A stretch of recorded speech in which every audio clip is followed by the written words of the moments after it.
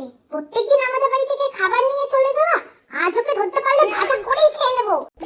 এই দাঁড়া দাঁড়া বলছি, পচা ম্যাম একটা, প্রত্যেকদিন সবাই বাড়ি থেকে খাবার চুরি করে খেয়ে না, আজ তোর খবর আছে। কোথায় লুকাবি তুই আজ? তুই আজ যেখানে লুকাবি সেখান থেকেই তোকে বার করে আনবো।